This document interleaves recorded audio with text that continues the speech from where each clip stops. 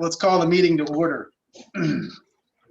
In accordance, I think we've got a quorum. So in accordance with the requirements of open meeting law, there is Lynn now.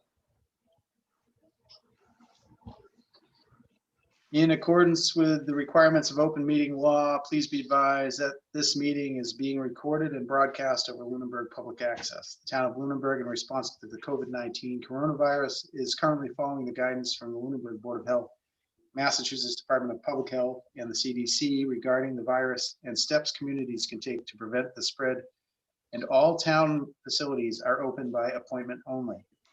In accordance with the governor's order suspending certain provisions of the open meeting law, general laws, chapter 30A, section 20, all public meetings are being conducted remotely.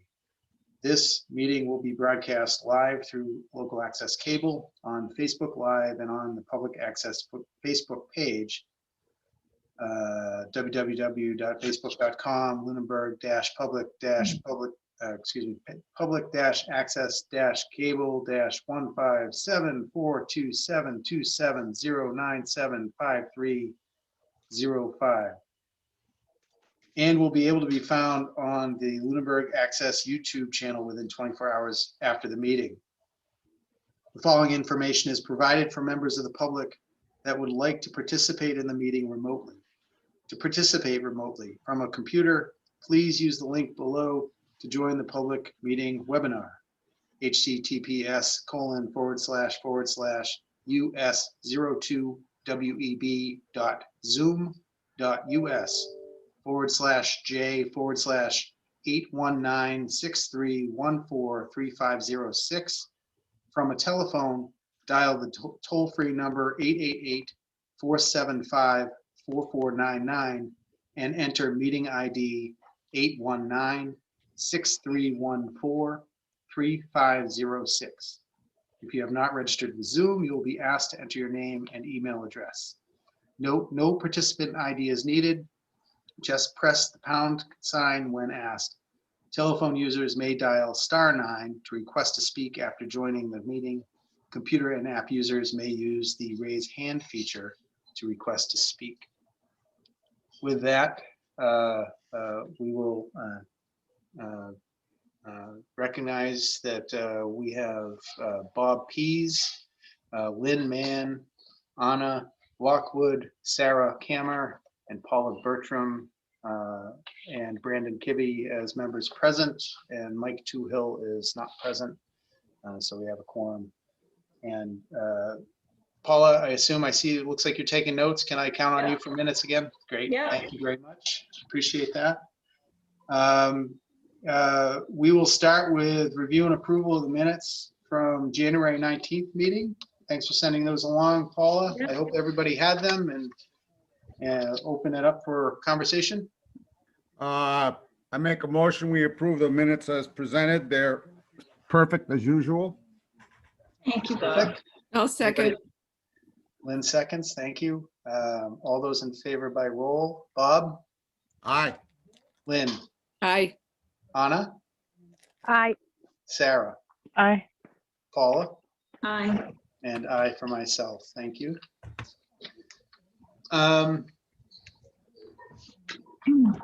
We had received an email from Joanna Bellata of Lake Shirley Corporation wanting to speak about the Parmenter Road parcel. I had forwarded an email to you earlier today regarding that. I had offered her to speak during public comment period, and that I would be willing to ask you to move that up, but I see that she's not present yet. So if she should join at a later time, I'll ask that maybe we move that section up, but for now, I propose that we leave it where it is in the agenda, and we carry on with the agenda as drafted. With that, the third item on the agenda is reports from committee members on research regarding history and additional information regarding several pieces of general municipal land. I had come up with this list of a grouping of 4 parcels, I guess, or 4 groupings of parcels that are listed on the agenda, and then sort of a generic catch-all for any other notes that we may want to cover. So I think we'll just start at the top and work our way down, if you want to do that. So the first one is 104 Fairview Road. That's the Woodruff parcel. I know when we left last, at our last meeting, we talked a bit about sort of the interplay between the Woodruff parcel, the Pleasant Street parcel, and the development of the new primary school. And there was some information that was forwarded by Mike to the group regarding the MIPA process. I didn't see anything in there that was particularly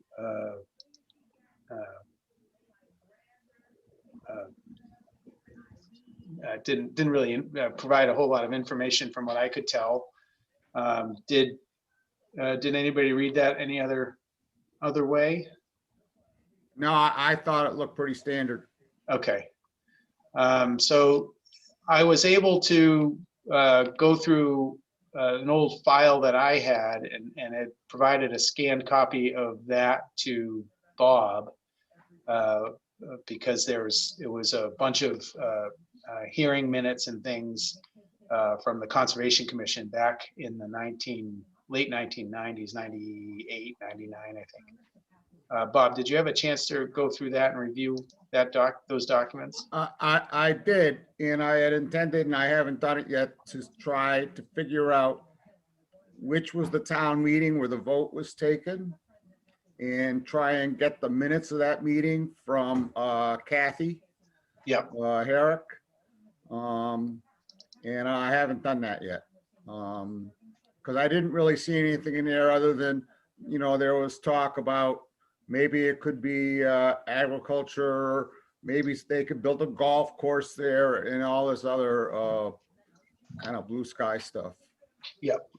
And what meeting is that, Bob, that you're trying to get information on? Well, at some point there had to have been a town meeting vote Okay, to buy the Woodruff authorize, yeah. property. And okay. I went back, the normal thing to do would be to look, at the 2 town meetings immediately before the purchase, and you would think it would be in one of those. And I didn't find it in either one of those, so I've got to look a little harder. You might want to check with the selectman's office. They typically have a file on all lands that, the town owns, especially if it's relatively new. So they might have they might actually have it. So if you Okay, just well, wanna I call bet you looked to me like Brandon has just pulled something up that I should have. Okay, Well, I'm just showing the file that I had shared with you, just to Yeah, well, then obviously I didn't read it closely enough. No, this is these are the whole bunch of different meeting notices and minutes from Board of Selectmen and others. So Yeah, I was interested to see Dick O'Brien was involved in there. I was going before COVID to the meetings of the Massachusetts Regional Trails Coalition. Yep. Which is his organization. what was that first one? Was that the vote? This is the Board of Selectmen voted unanimously To call a a special special meeting. town meeting So on that's the August date. 17th. So that's the date, August 17th, whatever that is. I can't read it. So if I look at the 1998. 1998 town report, it should be in there. Yeah, And I'm not sure, but I'm suspecting that are probably more detailed minutes of the town meeting than appear in the town report. So, because I right, always, Kathy would have that. Now you have the date at least. yep, perfect. Thank you, Brandon, for Yep. making up for my lack of attention to detail in this instance.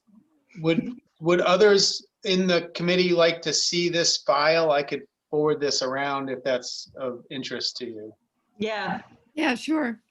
Okay. Yeah, I would like that. That'd be All right, great. I Thank will. you.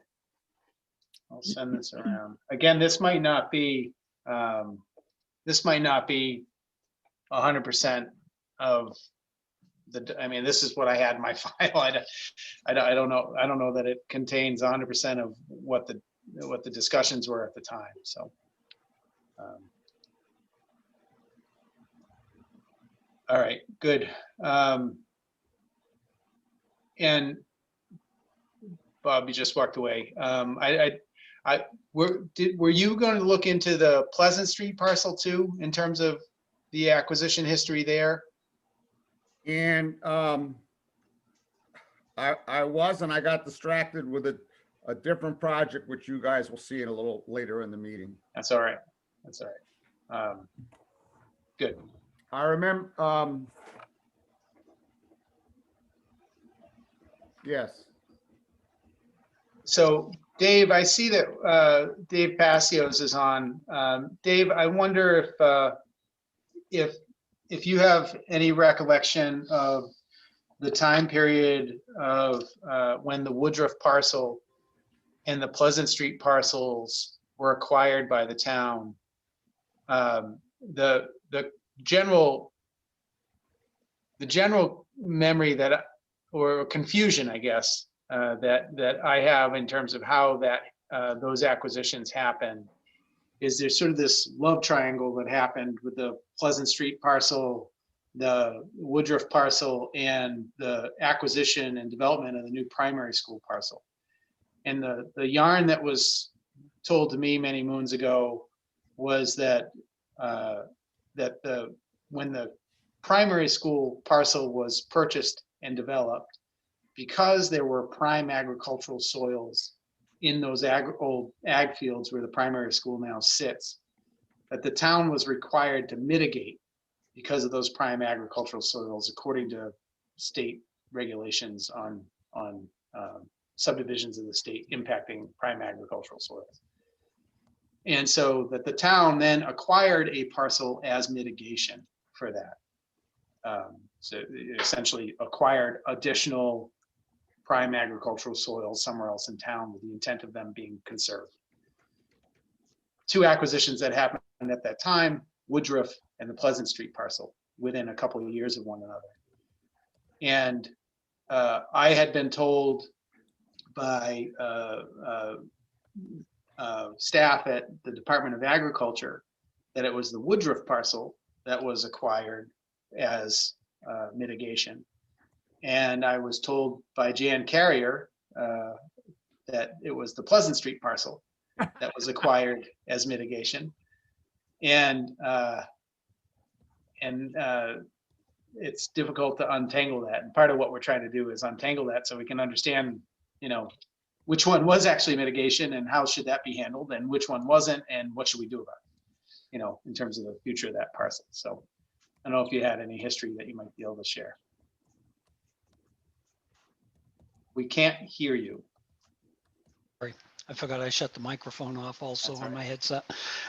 Unfortunately, during that time period, I was busy raising 2 kids and a lot going on in my life, so I wasn't watching town government as closely as I have the last decade. I do remember the acquisitions vaguely. Honestly, who would I believe more, Jan Carrier or the other departments? Jan would be my go-to. She always was. She was a wealth of knowledge and history of town back many, many decades. But that's the best I can give you on that subject. Yep. Yeah. I agree with you. What we'd like to do is document it. Right, exactly. So that we can kind of take the next step. So. yeah, I just looked up the deed for the property and it just is the transfer from Twin City Baptist to the town for $450,000. This is the 225 Pleasant and the deed's dated October 1st of 1997.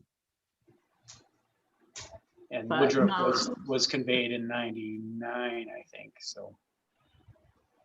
Well, I mean, the deed is, the assessor's listed as 10/1/1997. For Woodruff? No, for Pleasant Street. Pleasant, yeah, I was saying Yeah. that Woodruff, I think. What's conveyed the in address for the 104 Fairview? Right.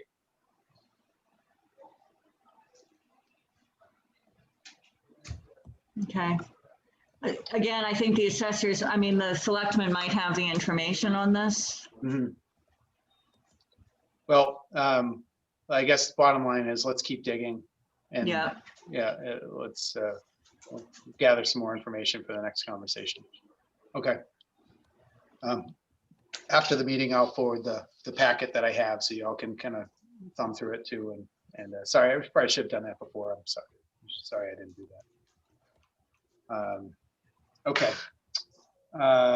So I think that basically covers off A and B for Fairview and 225 Pleasant Street, unless anybody else has anything further they'd like to talk about or add there. Okay. 671 West Street, that's the former school department parcel, that large parcel that's sort of southwest corner town. I was supposed to follow up on that and I did not. So, Bob, we're 1 for 1 here. All right. And also, do you know where I could get Dave? I don't know how to pronounce his last name. Propeets. His Rockaview. contact information or his cell phone number or something. I'm sure I have that in my files. I'll send you an email afterwards asking for your.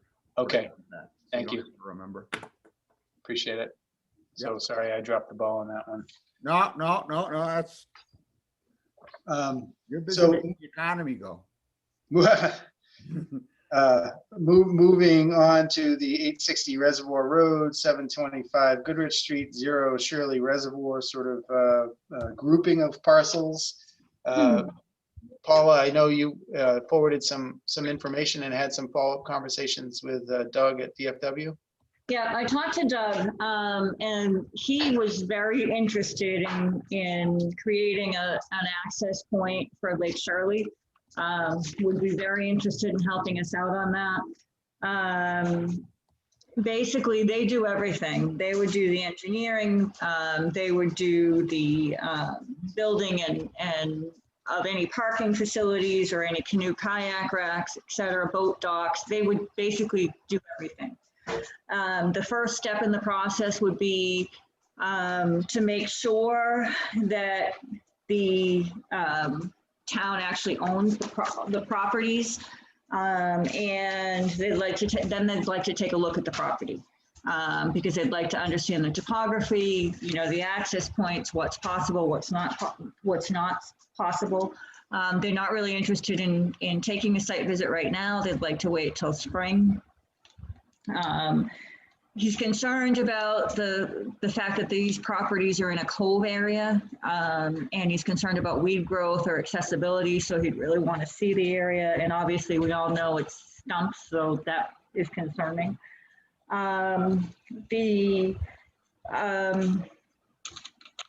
Basically, he would want to see what would fit. And they really need to understand the ownership clearly. And because it's not on a water body owned by the Commonwealth, they will not enter into an agreement with a private entity, but they would potentially enter into an agreement with the town.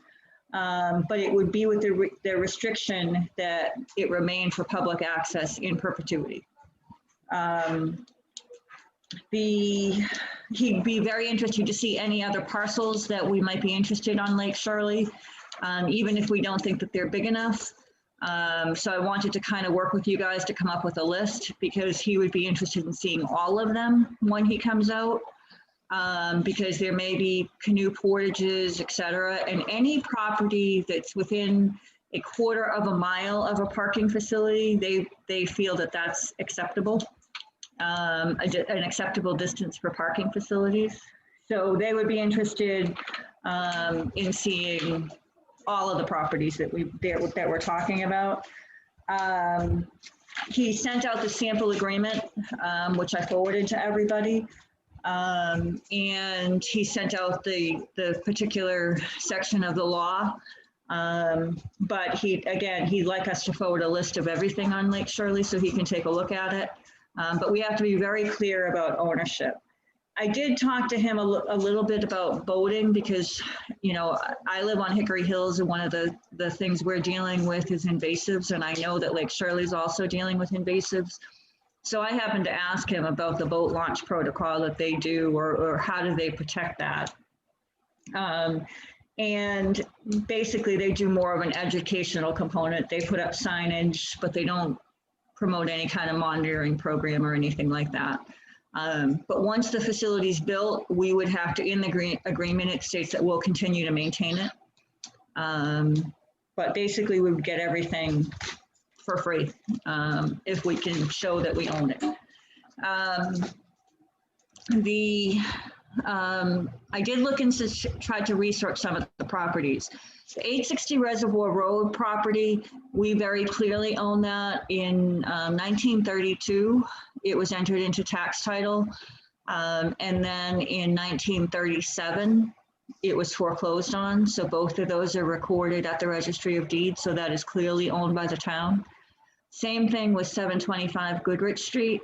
In 1962, it went into tax title, and in 1970, we recorded the taking and the foreclosure. Shirley Reservoir, whole different enchilada. There's a number of parcels that are listed as 0 Shirley Reservoir Lake. And I have the map and lots, but all of the book and page information is erroneous. It's not correct. So it looks like basically the assessors just type in 1111 for book and page and a date of 1/1/1901 if they don't have the book and page information. So that's a huge problem because there's nothing in the registry for 0 Shirley Reservoir Lake. That address doesn't match anything. So I don't know how to go about finding who owns these properties. So there's 1, 2, 3, 4, there's 5 parcels that are identified as 0 Shirley Reservoir Lake. And one of them is the one that we're interested in. And there's also a 0 Flynn Road, which is also one of the ones we call 0 Shirley Reservoir Lake. But again, no proper book and page. So I'm not quite sure how to go about researching these pieces.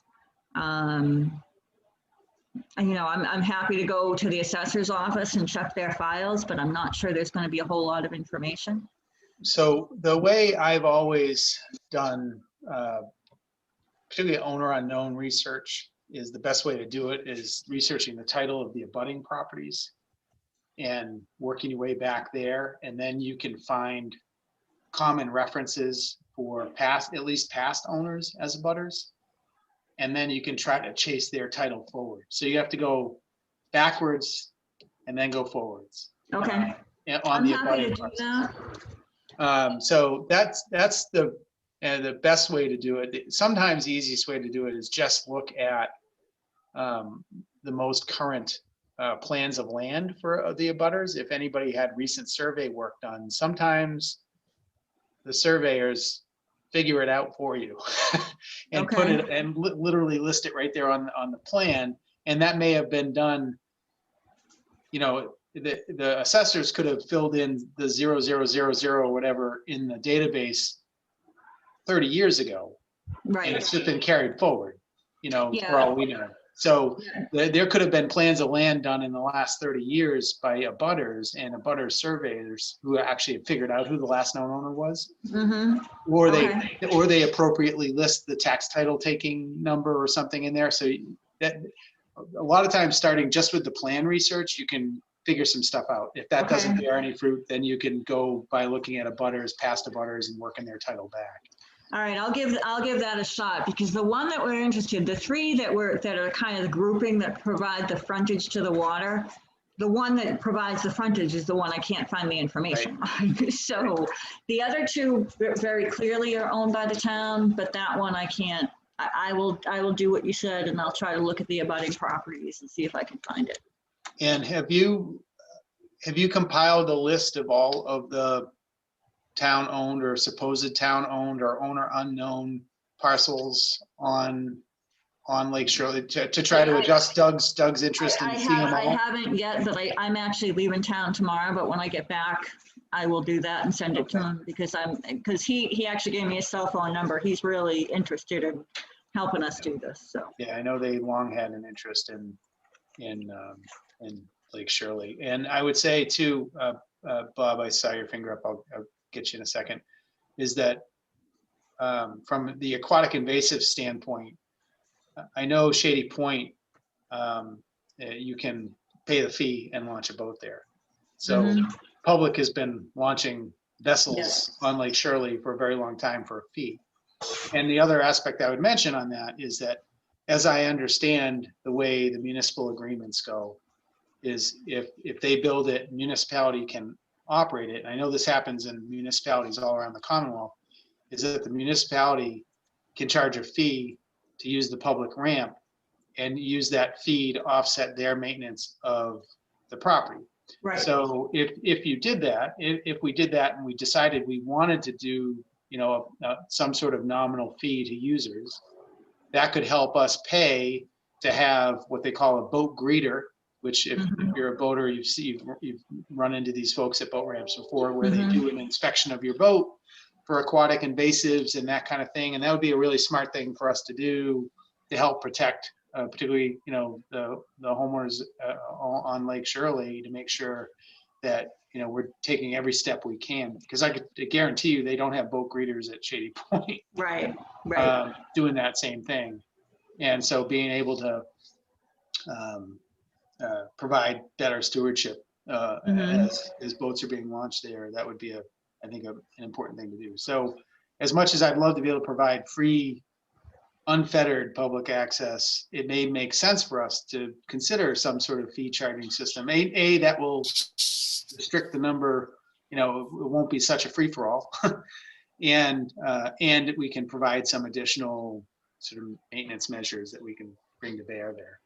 So, I completely agree with you. I think it's really important. I know there's been an awful lot of money spent by the LSIC on vegetation management, trying to control invasives.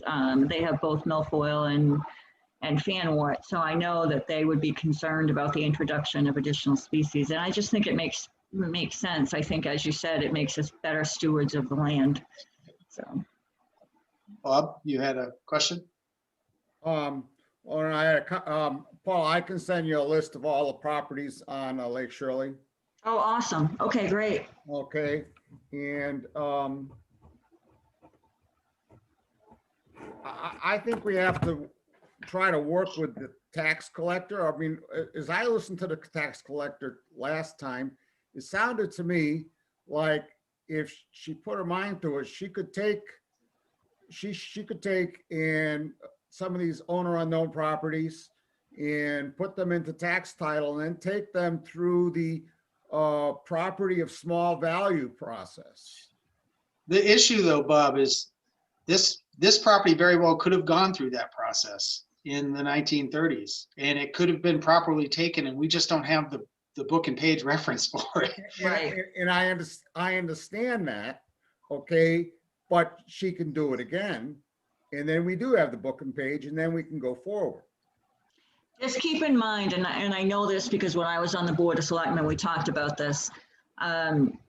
When I was on the board, we kind of put a process in effect that we wanted to see all of the properties that were in delinquent, and then provide instruction, and I don't know whether they're still doing it, but provide instruction on the tax collector of parcels that would be of interest. And the reason you approach it sort of cautiously is because there's a cost involved to move forward through the land court process. Okay, Paula? Yeah. That's if you go to land court. If you take and you do it through properties of low value, you don't go through land court, and there is minimal cost. There is, but I don't know what that cost is. You still have to file with the Department of Revenue, and then you still have to do the taking. You still have to record it. So I don't know what those costs are. I know at the time that I was on the board, we put aside a percentage of money in the budget to cover takings, just so that we could start to move properties back onto tax rolls or into town ownership. So I know that that process was started years ago when I was on the board. I don't know what the process is now, but that's something I think we could certainly, reach out to the selectmen again and say, what is the process, and potentially set up, once we identify parcels that we would be interested in, set up an appointment with the Board of Selectmen, and the tax collector, and say, these are the properties that we are potentially interested in. These are the properties we think are of low value. But I think we have to open that dialogue. I don't think it would be I appropriate. absolutely agree, but I think, if we come up empty, in title searches for some of these properties, I don't think we just have to throw up our hands and say, oh, well, I think Agreed. there is something we can do. You have to take the long view, because that probably is a year or two by the time you get through. Mhm. But still, you get, you can reach the goal within a year or two. Agreed. And I'll talk about this again in a few minutes. Yeah. Okay. Well, that's great information, Paula, especially about the fishing and boating access interest. I'm not surprised to hear it. I'm really glad you connected with him, and I think that's great. That's a He's a great. great guy. We Yeah. talked for quite a while, so. And they care a lot about this stuff. Mhm. So and they have very few opportunities to add new access to new bodies of water. So they come with a wagon of resources that they can put on these things. Exactly. He was all gung ho and said they are constantly looking for areas that they can increase public accessibility. So. Did he understand that given the nature of the cove, we're probably talking rooftop, not a boat launch? He's concerned about that. I will say that. So that's why he wants to see the cove, and that's, I think, why he led to the other parcels that could potentially be better, better areas. But honestly, I think this is our best shot. So, but once you send me the list, I will definitely send it to him, because he started really looking at the aerial photos of the properties, and he did mention his concerns about that cove. Yeah, and the trouble is, almost all of them are owner unknown or tax title that may not, have been completed. So Yeah. One thing I forgot to mention that he said, and this was important, is once we establish the use. So for example, say we, on 860 Reservoir, we set up a parking lot, and then eventually somebody wants to make a portion of the area for another use, for, a park or recreation. That can't happen. Once an agreement is entered into with them, it has to stay in that use, and it cannot be a shared use.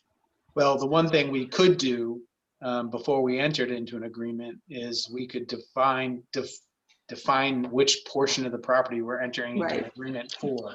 Right. So we could survey it off, or we could, and divide it, and so that we define exactly what we're talking about, rather than throwing a blanket over everything. Right. Right. So that's just something to keep in mind when we get there, is that we have to be very careful about what portions of the property we're talking about. Yep. It's a great point. And I think there are, I'm confident there are examples in other places in the Commonwealth where the boat ramp is located on properties that are under the care and control of a recreation committee. He actually said that other communities have run into problems with that, and that's being challenged. So that's why he brought it up. Is that they've entered into agreements with numerous municipalities for boat launches, and then the Parks and Recreation wants to put in a soccer field or a playground, and that is absolutely not allowed, and they've actually had to, tell communities they've got to take stuff out. So we've got to be careful. Speaks volumes to us being careful with what we would ultimately enter into an agreement with them for. Right, right. That is our good planning will resolve that issue. So, Yeah, even conservation, he said it can't be over into conservation. It's got to remain in the care and custody of the town for that specific purpose of boat launching. So, that's interesting, because I would think that if we entered into the municipal agreement to manage it, wouldn't Parks Commission be the logical place that would fall under? it's going to be, it can only be for that use. And he was very, very adamant about this point. Because he said they've had situations where people want to put in a recreational opportunity, they want to put in horseshoe pits, or they want to put in trails, and that's absolutely not okay. Okay. So, Oh, all right, good. Well, that's great. Good. Anybody else have any other questions on that grouping of parcels? Thank you, Paula, for that. yeah, you're welcome. How about any other notes or comments or reports from other committee members on other general municipal parcels? Yes, Bob. So I just sent at the beginning of the meeting, everybody an email with 2 attachments. The first attachment or one of the attachments says something like properties of interest to conservation or something like that. Mm-hmm. If you open it up, you'll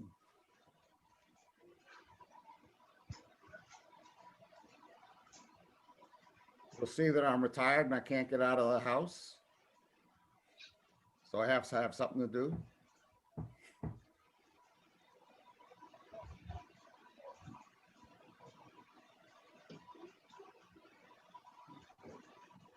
I went through and I looked at the deed of every conservation parcel. And I found out a lot of things I didn't want to know. The first of all thing I found out was that for some of our conservation lands, there's more than one deed. And unless you have Brandon Kibbe in your back pocket, you would never know that. You know, the only reason I found that out is because I looked at the open space and recreation plan, and there was this final column with all these book and pages things. And I went and looked at all those book and pages things and found out that, say, for Cowdrey, there's several deeds for Cowdrey. There's like 5 deeds for Northwest Town Forest.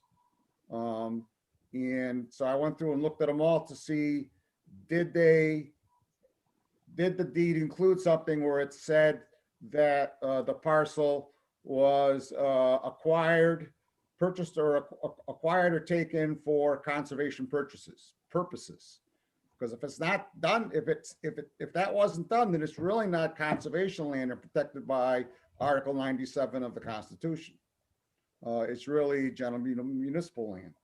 So I did that, and I went through all the lands and I also looked at all the other owner unknown lands and town lands to see, you know, which ones might be of interest to conservation, you know, from a comprehensive point of view.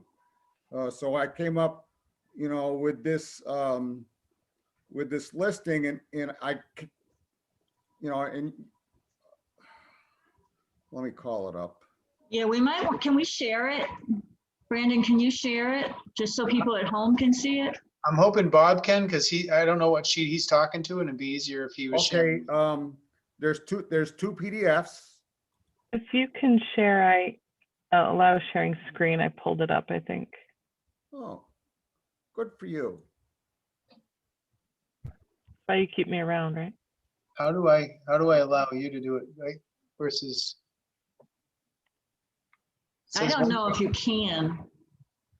Yeah, Yeah, you you- could take and go you over. Brandon. Yeah, it's- Brandon, click on it's share sharing. screen. They should be able to just share their screen. There's nothing that you have to select to allow. No, Well, them. no, it's The host disabled. disabled it, so if you make someone co-host, they can probably enable it. It's under security. under It's to the security. left. You have to go into security and say allow screen sharing. Yeah. Security. He's never disabled it when I've had a meeting, so I be shocked if you can't just let them It, screen. it, I just tried and you can't. it it's is, disabled. it is disabled right now. Brandon, if you Guys, hover okay. over my name, you might be able to make me co-host, and then I might be able to find the security button. I can make you host. I don't see a Okay. co-host. We'll make So her You host. gotta hover over my name for that to work. In the participant list, and then right click. make host. There, you're host. All right. Everybody can share screen now, and I'm making you host again. Oh. Do you want me to share it? I can share it. I got it. Well, if you want to share it, go ahead. I thought it'd be Anybody can good share for it now. Bob to share it, just so he can walk us through what he wanted to show us. That works too. Everybody should be able to share now. Okay. So Bob, if you can share, Well, Lynn's already Everybody shared can it. now. okay. Do you want me to Okay. get out of it, Bob, and you can do it? Either way, Why don't you guys collaborate? This is great. Just tell me where to go here. okay. Go to, never mind. No, don't tell me where to go, Bob. Where that is. All right, so if we take a wee look, this first group of lands, if you're taking your scroll over to the right more, or maybe you can see, Can I get rid of this on the left over here? I don't know. Make it smaller. You can see all of these properties, 260 Howard Street, 195 Page, 110. As far as I can tell, they all either, some of them do not have a deed, or they were order unknown, or their deed gives it to the town of Lunenburg, doesn't give it under the care and control of conservation or to the Conservation Commission or for conservation purposes. Some deeds just say for conservation purposes. And so, you know, if you go back to the first page of what I'm proposing for this first group, and this is a draft, I haven't discussed this with the Conservation Commission yet, you know, is that, you know, that one, consult with open space, the Lunenburg Conservation Commission and Town Council, make sure I'm right about these things. Second, work with the select board, you know, after open space, you know, has got their arms around it, work with select board, you know, to develop articles for a special town meeting, you know, in the fall, to transfer care and control to the Conservation Commission. And these properties include 250 Howard, part of White Rabbit Swamp, part of Proctor, part of Northwest Town Forest, the western part of 510 Harbor, and eastern Cowdrey, the whole part of Cowdrey that's over by Hickory Hills Lake.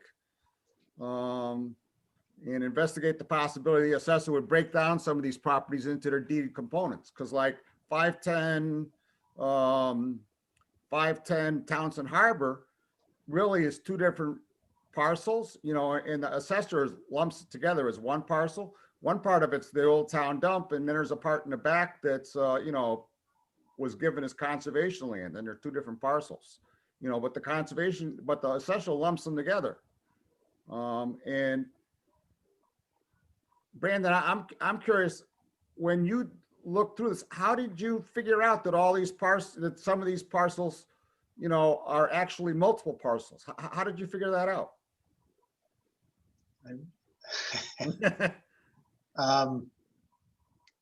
A lot of work. That's what I figured looking at this. I said, he must have spent hours and hours doing Yeah, it. so I actually went through, downloaded all the deeds, and then actually using the deed descriptions, drew the parcels Okay, in GIS, and okay. then literally put them together like a puzzle. Wow. Yeah, I mean, looking at this, I was just in awe of the talent and the work that must have went into developing that. So thank you. Thank back you. back when I had more time on my hands. So that's the first group. Is that, you know, there are parcels that I think, you know, that from my inspection, it appears as though they weren't properly, you know, dedicated to conservation. Do you have any, Could it have been done via town meeting? excuse me? Although the deed doesn't reflect it, I'm wondering if there could have been town meeting votes that transferred the care and custody from the Board of Selectmen to conservation. In one case there was, but based on when we get down farther, you'll see that there were two that we recently did that by town meeting. But I'm told by Adam Costa that until you take and you file it with the Registry of Deeds, it doesn't matter. Yep. The town meeting can have all the votes they want until something's filed with the Registry of Deeds that says it's under the care and control of the Conservation Commission. It doesn't matter, and so So you could simply, to your point, Paula, is you could simply, if you discovered that there was a town meeting vote that was taken in 1962 yeah, for that dedicated it to the care and control of the Conservation Commission, and it wasn't recorded as such, you could have a clerk certificate yep, from the town clerk certifying that town meeting vote, and you record that clerk certificate in the chain of title of that deed, and you're done. and so therefore then this action plan would be, or this draft action plan should be modified to take and say, go and work with the town clerk to see, was there any action taken on any of these parcels? Yes. And with the deeds, you would have the date of acquisition quoted in the deed, so you know when the deed was filed. So you should be able to pick a pretty narrow date range where you need to search for each of Yep. those. Yep. And I'm happy to do that when I can, because they have all the town reports in the library, and the town reports all have the minutes or a summary of town meetings. So, Lynn, I'm wondering if I know you've expressed an interest in helping out with some things like this.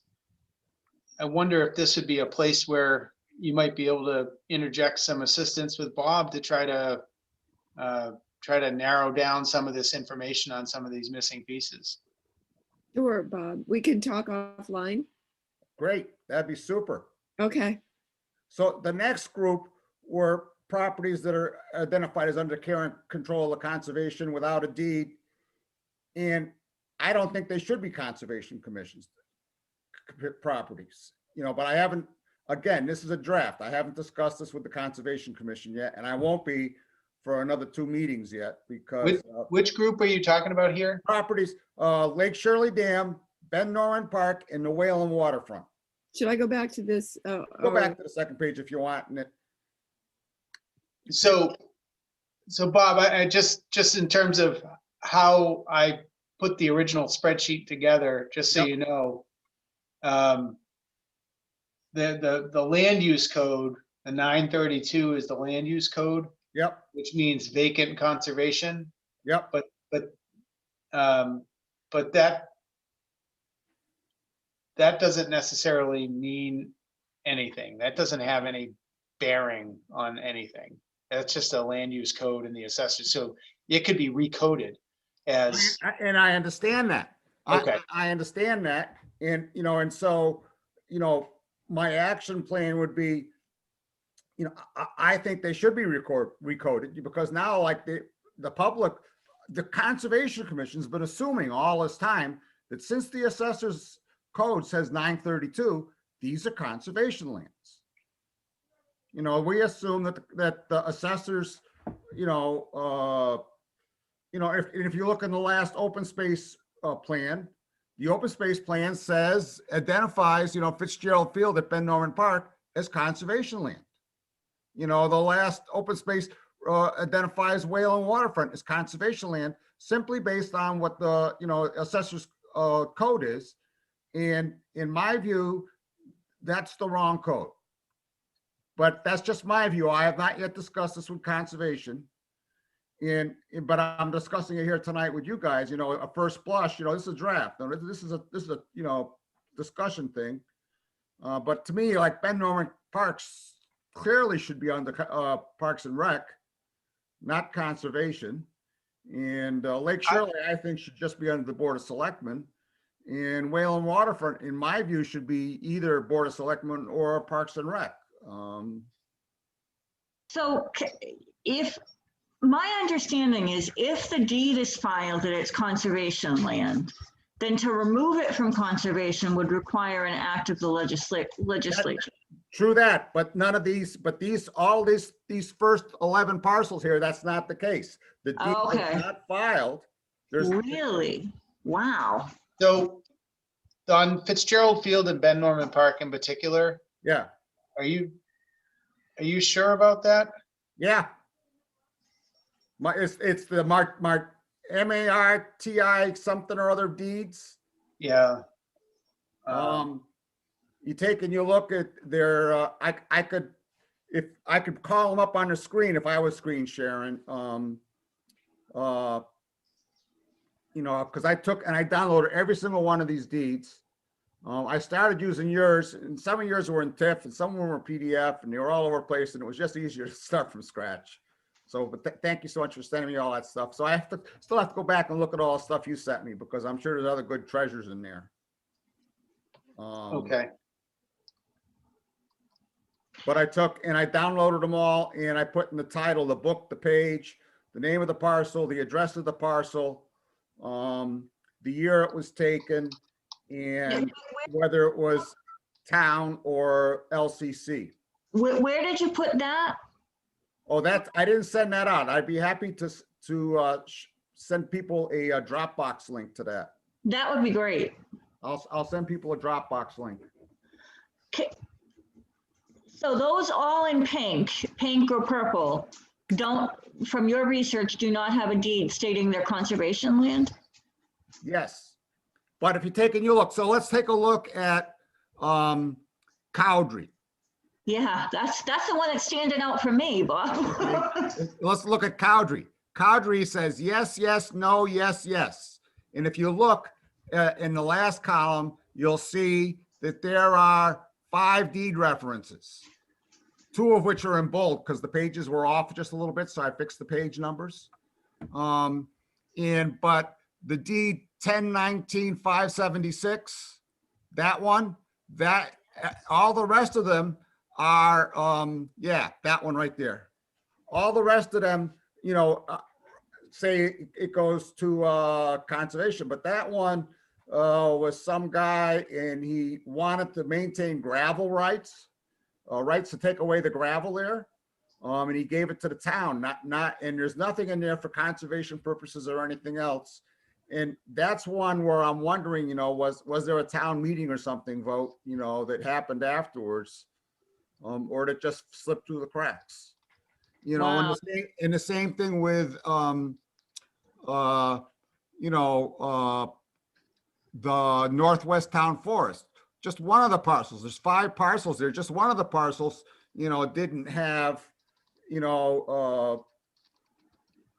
something was said, you know, it's for conservation purposes, or it's, you know, subject to chapter 4080C or whatever it is, you know, or something, some words in there, you know, which would lead you to believe it was for conservation purposes. Wow. Unbelievable research. Good job, Bob. So that's the first 2 groups. The next group is Oliver lot.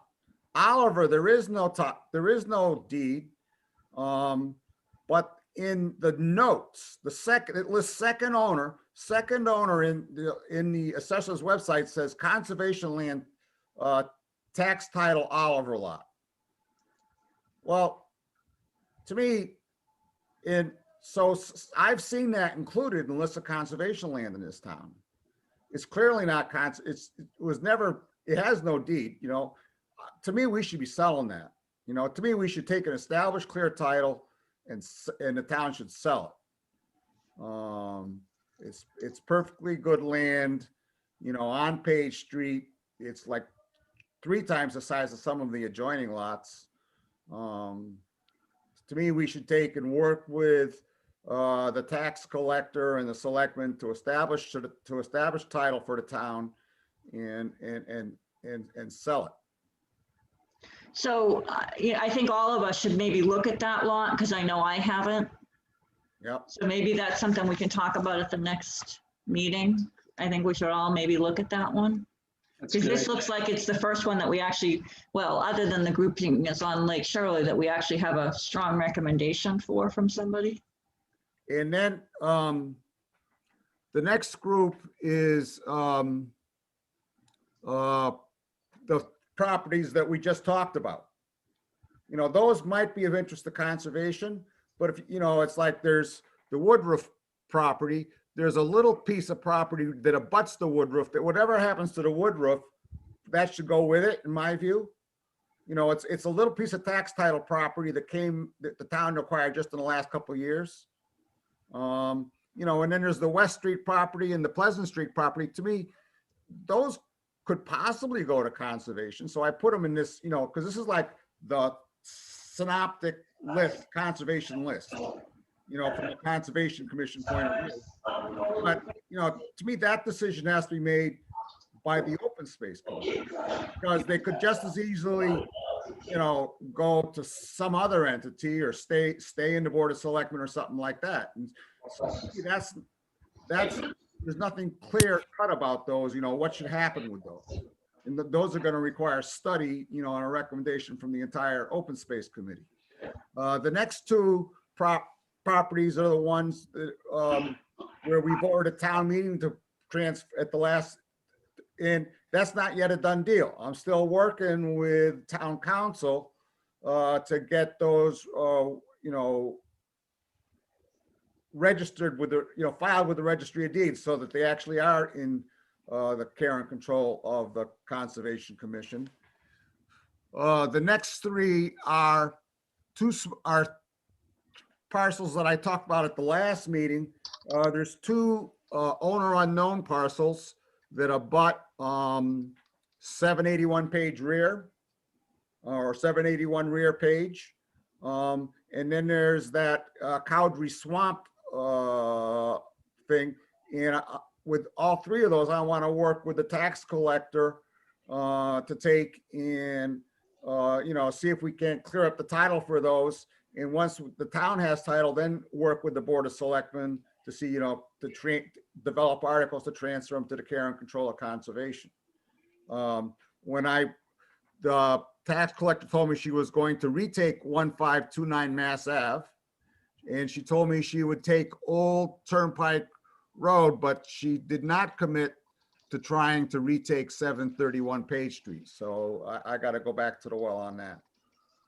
And then the last group, the eighth group, is just parcels where I just think you know, the assessor's database has to be updated. And I was just recommending that we follow up with the assessor at some point to say, hey, you know, we got for the McCann property, the Hirsch property, Saliba South and Table Rock, you know, those should be updated, you know, to the appropriate codes and the appropriate owners, you know, when the next update is done. So thank you for sharing the screen, Lynn. But that's, you know, I grouped them in eight different sort of categories. And I'm not going to put this probably till the first meeting in March. I'll put this on the Conservation Commission agenda for them to discuss and spend some time looking at, you know, maps online and stuff like that. So I heard Paula suggest that we add 374 page, the Oliver lot piece, to the next agenda.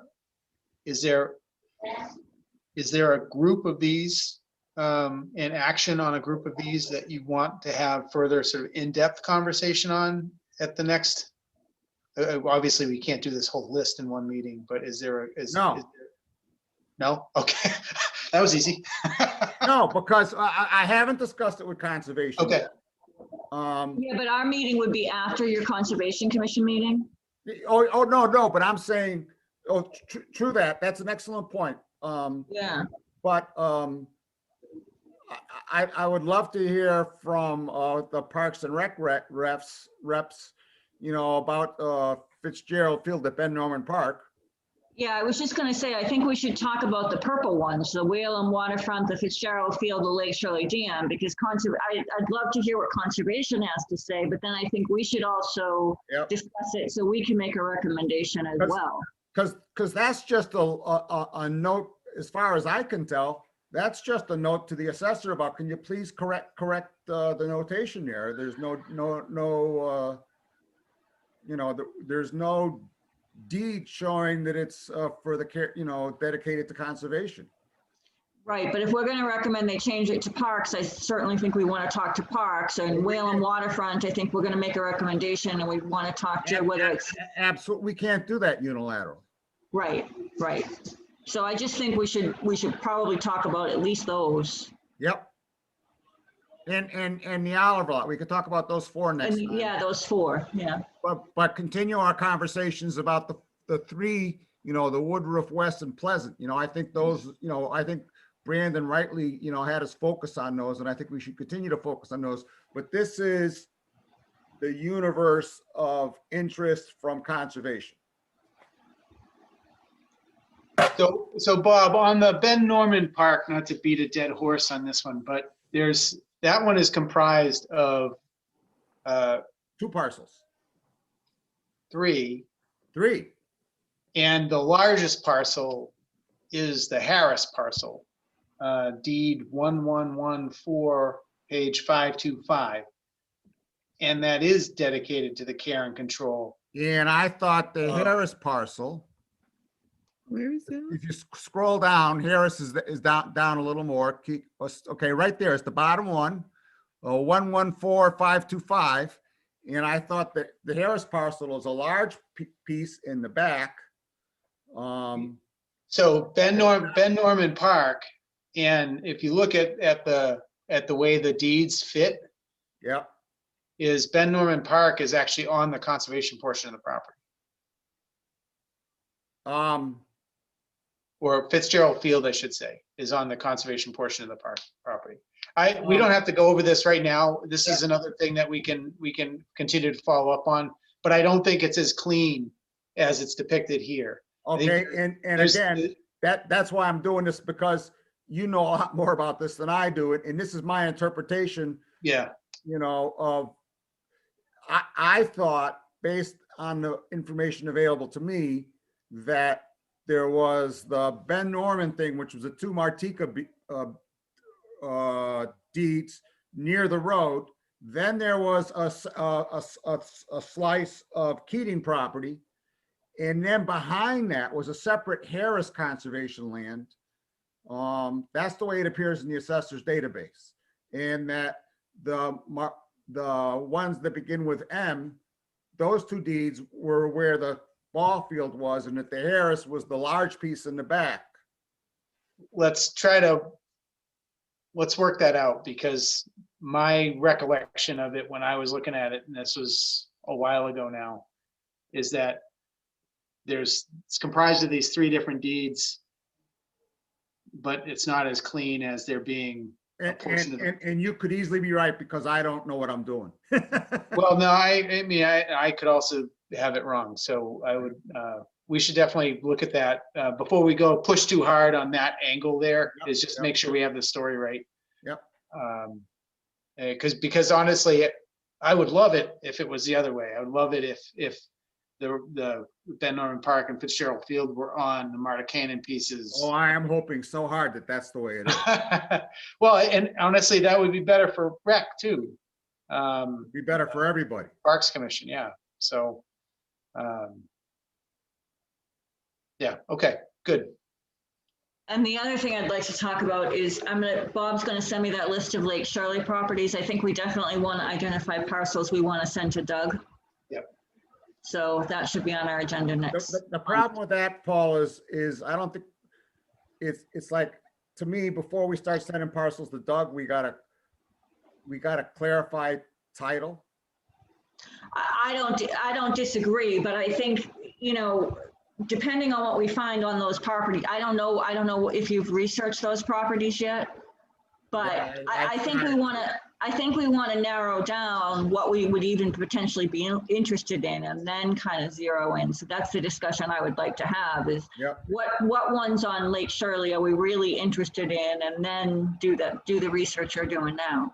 Yeah, and I would say too, is that we could put together the list of properties with, that are either owner unknown or unsecured tax title or actually owned outright by the town around Lake Shirley. Provide that information to Doug and say, these are the parcels that we're interested in. We should look at all of those. And if one of the ones that we don't have a clear title is the clear winner, then we will do the work. Right. But Exactly. why do all the work, before we take that step with Office of Fishing, Boating and Access? I mean, it may be work we want to do anyway, but I wouldn't want to delay, taking that next step with them, especially with the field season coming up. Yep. To be able Yeah. to get out. He actually was interested in finding out anything that could provide public access, because he said, you guys may not consider it, but we would really like to see the parcels. Yeah. Because, we can do things that may not be what you envisioned. So and it sounded like he really, this is a project he'd like to work on. He's working from home, and kind of like you, Bob, I think he's looking for a pet project, so. Yeah, so I would say as sooner we can get them a list and get them, whatever information we have about the status of those parcels, at least to start. And, he can do a desktop exercise to look at them first. We can send them to the town's assessor's database, or he's got access to parcel data, I'm sure, and he can do a pretty good desktop assessment. So I think that's the right way to start that. Yeah, so I think just putting that list on for the next meeting, and I definitely will want to take a look at that list and do some research too and see what I can find out. Don't know that I'll do the in-depth research you're doing, Bob, just because I don't have the time, but. I found the Lake Shirley Dam title. Mhm. Had some really good information if you're going to start researching the other owner unknown properties around Lake Shirley. Okay. Well, I know the town did a title search actually on Lake Shirley itself. So, and I know that file exists in the selectman's office, because I was on the board when we did that. If you can find that and share that with me, I'll be happy to take a look at it too and see if I can find any clues in there that I might be able to at least get you hot on a trail or something. Okay, which one are you talking about? The title search for Lake Shirley. Okay. Because I agree, that's probably got a bunch of little nuggets in it that that might help unravel some of this. Okay. What do you recall, Paula? What was the outcome of that the title search? It's a cloudy title. The town council could not commit that the town owns it. Apparently there's a company, and I can't remember the name of it off the top of my head, but there was a company that apparently still retains a portion of interest in the lake. And so it is not a clear title to either LSIC or to the town. So although Lake Shirley is identified as owned by the town of Lunenburg, it is a questionable title. That sounds like, I think I've done some of that research in the past, and I think I remember seeing that. Yeah, we had town council, because the question came up about ownership, and we actually had town council do it. Right. So the selectmen have that whole file, and my recollection is it's a pretty lengthy file. So I'd have to get copies of the whole thing. But there was a lot of research done by a title examiner and by town council, and the ultimate outcome was that it's a cloudy title. Well, if they had sort of just the title narrative portion of the title search rather than all the copies of the documents. Yep, I can please start with that. I can contact Heather and track that down. Okay, yeah, that would be the place to start. Yeah. Good. And just sticking with Lake Shirley for a minute, I remember doing this was probably 20 years ago now, but doing some research on Lake Shirley, probably 15 years. And there was a 1780 something map of the town of Lunenburg that I found in the registry, the Worcester registry, not the Pittsburgh registry, because the Worcester registry was our registry before the early 1800s.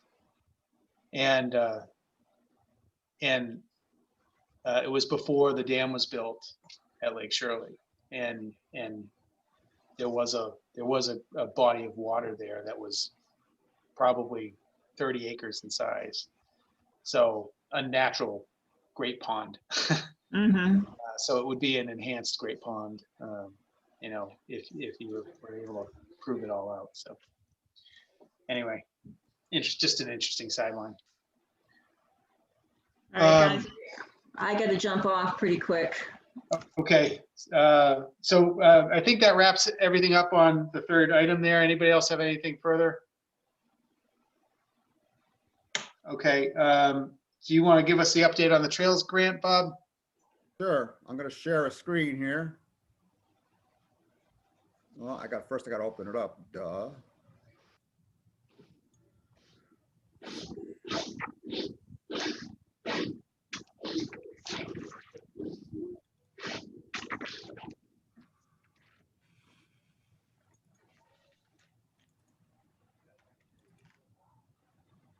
Here we go.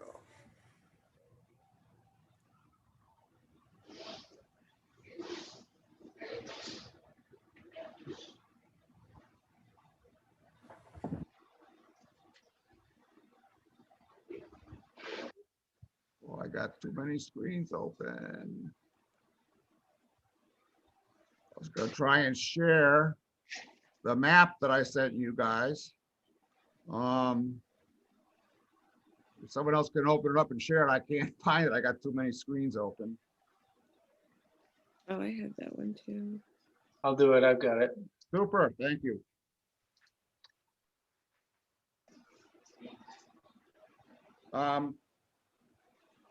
We take it, this is, we've developed draft trail maps for the 11 conservation properties with trails. On each conservation property, we take and we took and we put down different trail colors. Yellow and orange are trails that are open to snowmobiles. The tan trails, or in this case, they're still brown, are trails that are over private property. You know, like if you look at, well, that's Cowdrey. And so when you get on the ground, like here, look, if you look at this one, you can see there's two trails that go over to Gilead, over to Gilchrist there. Those are town trails on private property. They're town right-of-ways over private property. And so the idea is that the trail markers that we put on the trees, you know, will be the same color as the lines on the map. And at every intersection, we'll put a trail sign that has a "You Are Here" map. It has one of these maps, you know, with a "You Are Here" thing symbol on it. At every trailhead and every trail intersection. And the trail markers have been ordered, and we're actually making progress. And so I wrote to abutters, 5 different sets of abutters, asking for permission to show the trails on their land on these maps. And so for every butter who's heard from 2 abutters, they said no. If you take and you go down to the Large Town Forest, this I think is the Lane property. If you go to Large Town Forest, you see these trails up here in Townsend at the top. Those won't be on the final map, which is a shame, because right next to the draft, that little pond there, that wetlands is actually now, the whole thing is a pond. It's an amazing pond with a heron rookery in it. And an osprey nest in the middle, and 2 huge beaver lodges. I ride there almost every bike ride I go on. And it looks like somebody's about to buy it, and they plan to blockade the trails where they cross the property line. Brandon, you're muted if you think you're talking. I was talking. Um, Well, if you think you're talking to us. This map reminds me, did whatever happened with this potential encroachment on the Townsend line? That's on the Northwest Town Forest. If you go up to the Northwest Town Forest, that wasn't in this property. That's Northwest. If you go, they were in alphabetical order.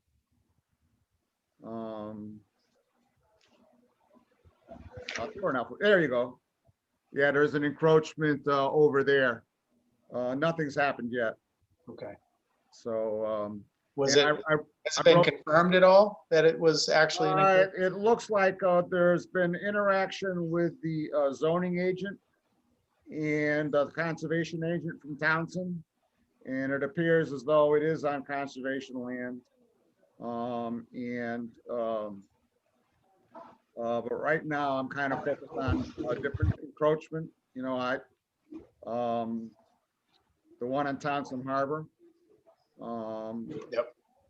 You know, you can't build Rome in a day. And you can't ask for too much of town council's time. So, Well, this is awesome, Bob. This is awesome. I don't know what else to say besides, nice job. well, it's been like 5 times more work than I thought it was gonna be. And Mary Wilson of the Lunenburg Snow Riders has been an amazing help.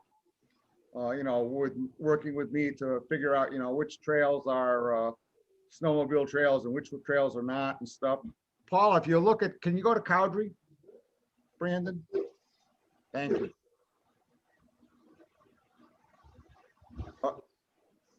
There we go.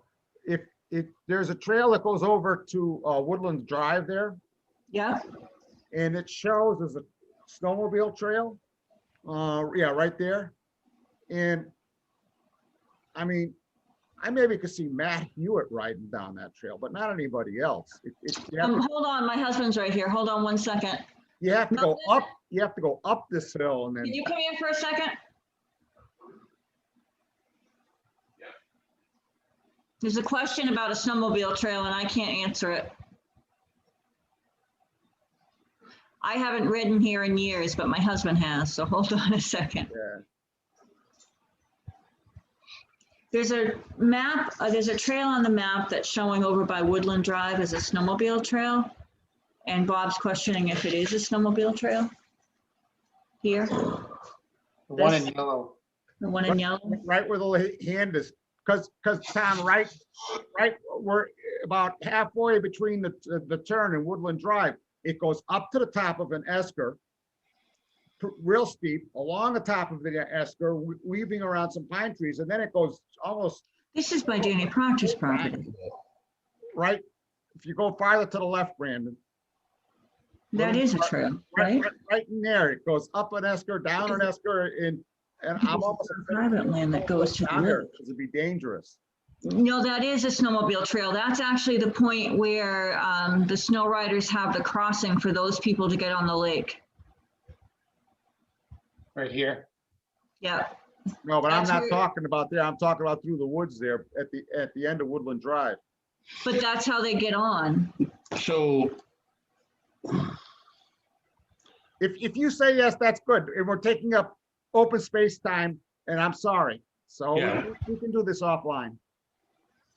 You can't, you can't draw on it, honey, I don't Yeah, I think. can. Oh, you can? talking about right here.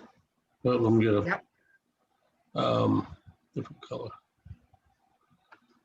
Yeah, so there's a trail right here, Bob. That's what you're talking about. I don't know why the pen isn't drawing, but Because it's not my screen. It's yeah, but Elaine's I do this all the time. It should Okay. work. Okay, I anyway. see your name showing up, but I'm not seeing Yeah. anything drawing. Yeah, you're talking about right in here. I don't know why it's not drawing. So, but,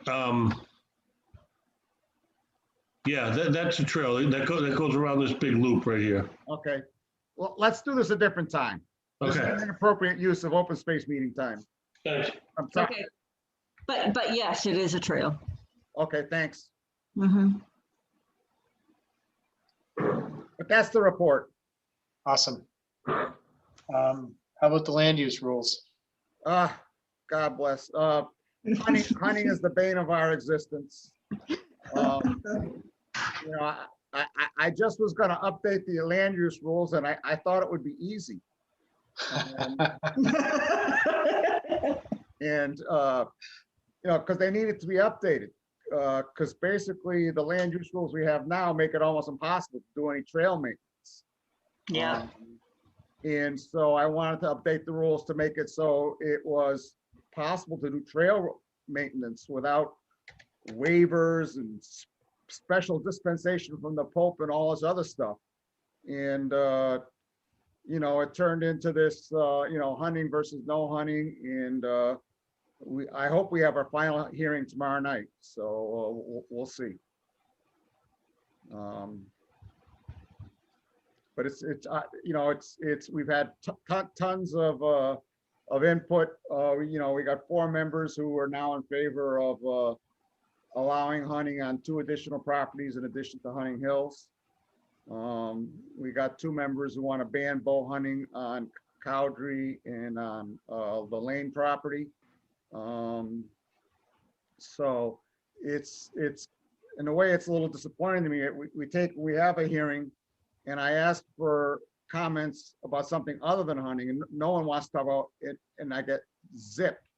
Not one comment about any of our land use rules other than hunting. So, but it is what it is and hopefully we'll finish it tomorrow night. Well, good luck. I feel very strongly in favor of it, of the hunting on the public lands. I just have not had an opportunity to weigh in. And I apologize for that, but I've had to pick my battles. But this is one that I think you're trying very hard to do the right thing. Well, you know, if you are going to allow hunting, all 3 lands were as proposed do a butt So- property. Just pulled up the deed for Brockerman. It's not the North County Land Trust. You're not muted. I'm going to mute Oh, you. sorry. That's all right. Good move. So,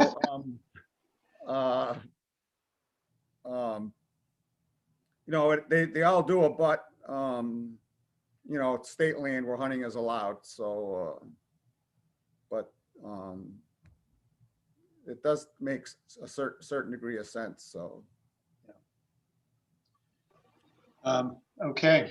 let's move on. Well, anybody else have anything else to add to that update? The only thing that I would say is that, you know, I've done a lot of research on hunting on conservation lands, and I started compiling a list of all the communities that do allow it, and I was shocked at how many communities do. And the other thing that I was shocked about is I was visiting a friend and happened to be going for a walk with her, and I had no idea that DFW allowed hunting right at the border of Hickory Hills, and it's in the Townsend side. But there's a huge parcel, and the reason I know they allow hunting is because when you go up, it says you're now entering a hunting zone. But those trails are used by everybody for a multitude of things. So it's certainly not unheard of, you know, in communities that are right near us that allow it. So just it's more than we are the outlier. We are not the norm. We are the outlier. We are. And I don't think the public in this town realizes that. Right. Well, the only thing about that is that, you know, it does it is the type of activity that does restrict other activities. And, you know, so it's not about what other people are doing, it's about what we are doing. So snowmobiling, I think it's great as a, you know, a group of people uses the land and helps maintain the land and the trails and other people use. Hunting is a little iffy, you know, if you're walking with your dog on you know, Rob's Hill and he decides to go sniff around, and even it's, you know, and I used to have a little brown dog. So it's the caution there that I have is, you know, does this activity restrict other activities on the land? the counter argument to that, of course, is that hunting is a highly regulated activity that has very limited seasons that are defined, very limited. And so if we as a community are interested in having our conservation lands open to as many people as possible for as many reasonable uses as possible, if the hunters get 3 or 4 weeks a year where they can do this, and everybody else gets 48 weeks a year to do their activities, that seems like a reasonable balance. And you know, you look up at how many sort of hunting accidents happen where people or their pets are injured by a sportsman. And the hunting accidents that happen are either a sportsman hurting themselves, accidental discharge of a firearm and they shoot themselves in the foot or something, or they accidentally hurt somebody they're with very much for the same reason. The accidents that happen where a hunter discharges a firearm because they thought they heard something. You know, a hunter doesn't shoot at something unless it can see it, knows what it is, and then shoots. And so I don't know any hunter that goes out hunting dogs. Well, and you so know, they're well, not I'm looking for not that. a hunter, and I'm not either. When I go in the woods, I don't know if it's in those 4 weeks or not. And the anxiety associated with that is not, it's not just, you know, am I going to get shot, or my dog will get shot, or my kid's going to get shot, but there is an overall association with it's winter, it's hunting season. So although what you're saying is true, I'm not saying, what I'm saying is I do not believe all properties should be open for hunting, because it would be great to be able to use the land and not have some of those anxieties associated with is a hunting season. Do I have to do the research? It does put some limits to what other people are doing. Yeah, and So I hunting think we're seasons having are- a microcosm of what you've been having at your meetings, Bob. I have my opinions too, growing up where there's a lot I'm of gonna listen hunting. to this for a couple hours tomorrow night, and I would ask that we move on. Yeah, I was, you This know, is a only shared discussion my for tomorrow opinion because night. it was I heard other opinions that was in favor. So since that's the reason I shared mine, but yeah. Yeah. I'll And let Bob deal with that tomorrow. it's also one of the reasons I've tried not to wade into it. So Yes. I personally am happy to see that it's being done very carefully, and that it's not every single property. That would really frustrate me. But I got to say, like, the limited rollout of it is kind of acceptable to me. But now I've also stated stuff that's for tomorrow, so I'm going to stop. Well, now I want to chime in. I agree with you, Sarah. I think there's a reasonable compromise that we can come up with that will allow everybody to get the use. The only thing that I've heard, and Bob just mentioned it, is I don't think that it's right or fair to take away rights from a property that have existed for many, many years and have never been an issue. I do think when you get into firearms, it should be limited, and like you said, a limited rollout. But removing bow hunting from lands that have had it forever, I think is wrong. So. Len, you're the only one who has not chimed in. I agree with Sarah, actually. No, I'm not opposed to it. I don't particularly like it, but I think that Brandon's point is well taken.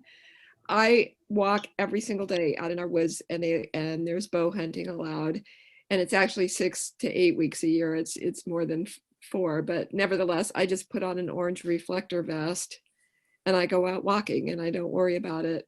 And I have had hunters, I've encountered hunters in the woods, and we used to go out in the early morning when we had to be at work early. So before it got light, and we would be wearing headlamps, and we encountered a hunter one time who said, "Oh yeah, I saw you guys out walking. I was in a tree stand and there was a bear like 8 feet away from you and you guys didn't even see it." They've never really bothered me. I think that they are careful. The firearms thing, I'm a little more uncomfortable with, but I think if that's limited to the season and Yeah, I in know, I gotta particular go. areas, and in particular areas, you know, they have a right to do that too. And I honestly feel like if you're going to eat meat, you should be willing to kill it.